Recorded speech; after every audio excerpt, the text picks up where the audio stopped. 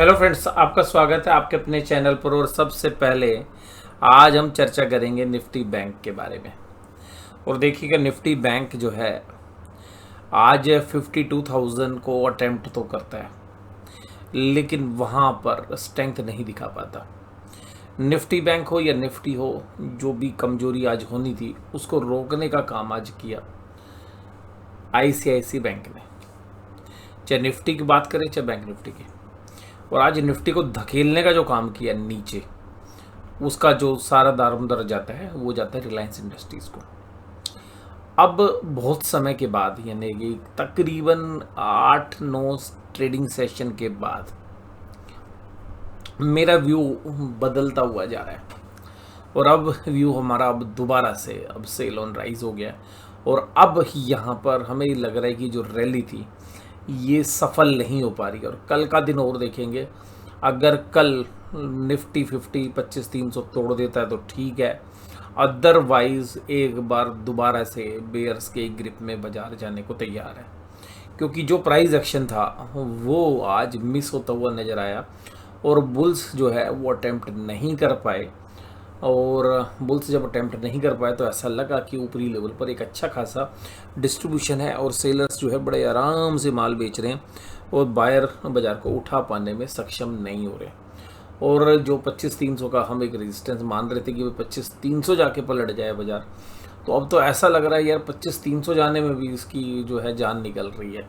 तो जो निफ्टी इतना मतलब इतनी बड़ी बुल रैली देख के आया है, अब वो बुल रैली कहीं ना कहीं मिस होती जा रही है। और बात ये है कि ऊपरी लेवल पर डिस्ट्रीब्यूशन है, तो या तो 25,300 जो है तोड़ के एक या दो दिन भैया ऊपर जा बाजार और 25,400 के ऊपर क्लोज दे। 25,300 25,400 में फिर भी हम न्यूट्रल हैं।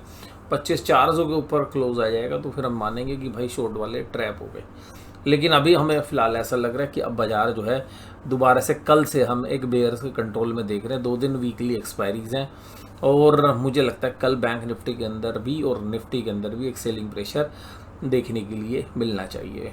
और अगर बाजार ऊपरी लेवल पे जाता भी है तो शायद सस्टेन ना कर पाए। अब जिस तरीके के डेटा हमारे को समझ में आ रहे हैं, रिलायंस इंडस्ट्रीज़ में भी जो वीकनेस थी, और आज रिलायंस इंडस्ट्रीज़ में एज ए डिस्क्लोज़र हमने आज काफ़ी लंबे समय के बाद रिलायंस इंडस्ट्रीज़ के शेयर्स को ख़रीदा है।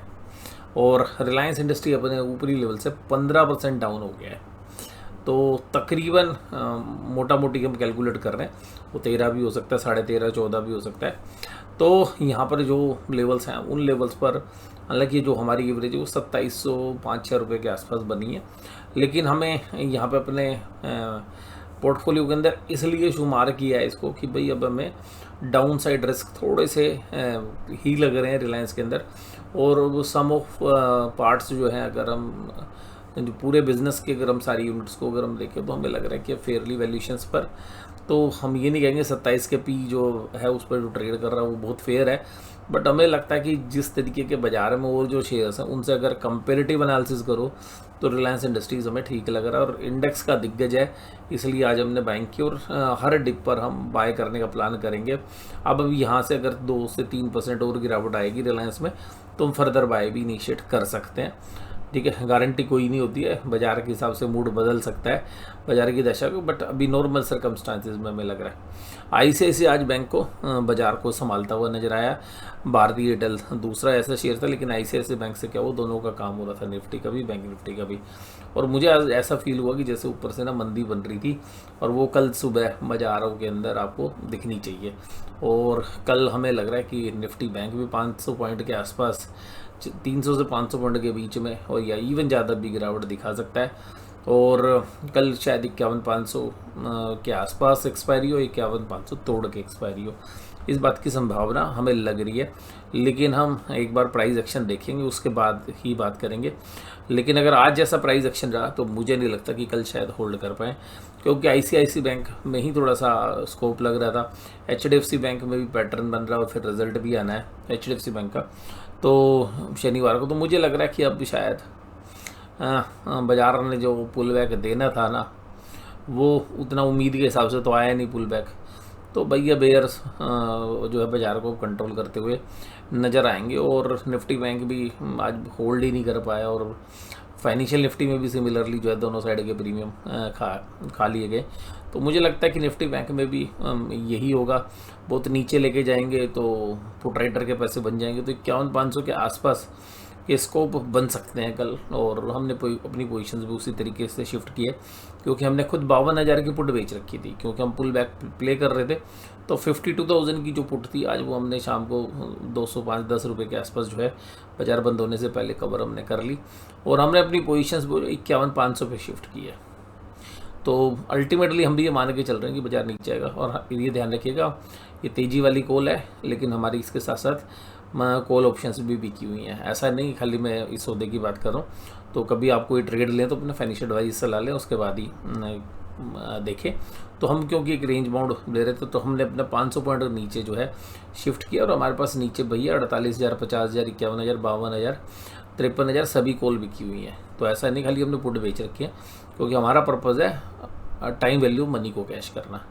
और डायरेक्शन से ज़्यादा अब हम टाइम वैल्यू पर फोकस कर रहे हैं। फिर भी हमारा स्लाइटली व्यू बेरिश है, तो मैं 55 से 60% बेरिश व्यू है और 40% हमारा तेजी का, लेकिन इन सब के बीच में अपना पर्पस टाइम वैल्यू बनी है। निफ्टी बैंक का अंदर जो आज पैटर्न बना है, उस पैटर्न में भी हमें यही नज़र आ रहा है कि यहाँ से ट्रेंड रिवर्स होएगा। तो ये जो 4-5 दिन बाजार जो है संभल रहा है, और ये जो संभल है ये शायद ख़त्म होती हुई नज़र आएगी। ऑप्शन चेन की डेटा भी कुछ इसी तरीके से बयां कर रहे हैं। इसके बाद अगर एफआईज आज लगातार बेचते हुए नजर आए, और इस महीने में 63,000 करोड़ का बेच दिया है, अब डीआईज ने 61,000 करोड़ का बाय किया है, तो अब एफआईज की सेलिंग भी घट रही है और डीआईज की बाइंग भी घट रही है। बट इस बार एफआईआईज इतना एग्रेसिवली इस पूरे साल में हमने कभी नहीं देखे। और सबसे खास बात ये कि माल बिका ऊपर रेट पे, तो ऊपर के रेट पे जो देखेंगे तो अच्छी सेलिंग थी। 15-15 हज़ार करोड़ की जो सेलिंग है वो जब 54,000 का बैंक निफ्टी था तब हुई, जब निफ्टी 26,000 पे था तब था। तो वो पोजीशंस इनके पास एफएनओ की भी हो सकती हैं, तो उन पोजीशंस को भी होल्ड किए हुए हैं। तो माल की सप्लाई देते रहेंगे ये पूरे महीने के अंत तक, ऐसे संभावना लास्ट के हो सकता है 1-2 दिन में शॉर्ट कवरिंग आ जाए महीने के अंत में एक्सपायरी के आसपास। तो यहाँ पर अभी बाजार में तेज़ी के आसार तो कम लग रहे हैं, क्योंकि एफआईज भी इस उम्मीद में बैठे हैं कि भाई डीआईज थोड़ा सा माल खरीद के और ऊपर ले आए बाजार, तो वहाँ पे सेल है। तो यहाँ पे जो पूरे सौदे हैं वो एफएनओ के हिसाब से डिज़ाइन है। फिर भी मुझे लगता है कि 25-300 के ऊपर स्टॉप लॉस होना चाहिए हमारा, अगर उसके ऊपर क्लोज होता है निफ्टी के अंदर। और बैंक निफ्टी में अगर हम मान के चलते हैं 52,300, 52,400 को क्रॉस करके ऊपर क्लोज हो जाता है तो वो शॉर्ट कवरिंग। अदरवाइज बाजार सेल ऑन राइज ही अभी हमें नज़र आ रहा है। बट क्योंकि ट्रेडिंग है तो स्टॉप लॉस होने जरूरी है। और स्टॉक के अंदर अगर हम बात करें तो स्टॉक फ्यूचर्स में आज फिर बिकवाली कर दी, और आज जो है एफआईज ने ऑप्शंस खरीदी हैं, और वो 36,000 करोड़ की ऑप्शंस है, तो एक अच्छी खासी बाइंग है। तो कल हमें दोनों साइड के मूव देखने के लिए मिलेंगे, क्योंकि बाइंग में जनरली जब ये करते हैं तो दोनों साइड बाजार को वोलेटाइल कराते हैं। तो कल एक वोलेटाइल सेशन हमें देखने के लिए मिलना चाहिए। इंडिया विक्स भी 0.56 के आसपास है, और इंडिया विक्स बैंक निफ्टी 0.89 पे। तो अब देखिएगा बैंक निफ्टी फ्लैट भी रहा, फिर भी जो है पुट कॉल रेशो घट गई, तो ये भी एक इंडिकेशन दे रहा है कि भाई पुट राइटर्स तो बिल्कुल बैकफुट पे हैं। डाउ जोन्स तकरीबन 150 पॉइंट की कमजोरी के साथ काम कर रहा है।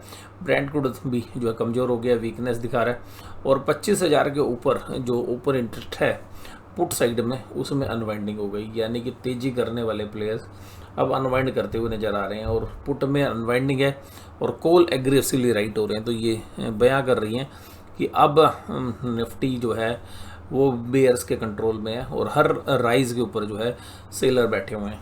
अगर हम निफ्टी बैंक में भी देखें तो निफ्टी बैंक में 52,000 के ऊपर जो आज कॉल में ओपन इंटरेस्ट हुआ है वो 91,000 का, पुट में देखें तो 71,000 का हुआ है, 51,900।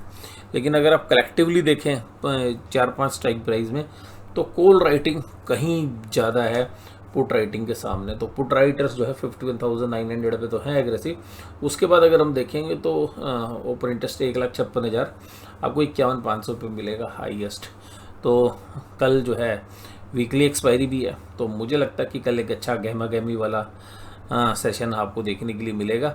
51,500 हमें लग रहा है कि शायद कल बाजार पकड़ ले, टूट भी सकता है, लेकिन वहाँ तक जाने की एक बार संभावना है। और बाज़ार में हमें कोई बहुत बड़ी तेज़ी या मंदी अभी नहीं लग रही है, बट हाँ हमारा बायस यही है कि सेल ऑन राइज है और अब बेयर्स जो है बाजार को कंट्रोल करते हुए नजर आएंगे। आज की इस वीडियो में बस केवल इतने। वीडियो देखने के लिए धन्यवाद। Thank you very much.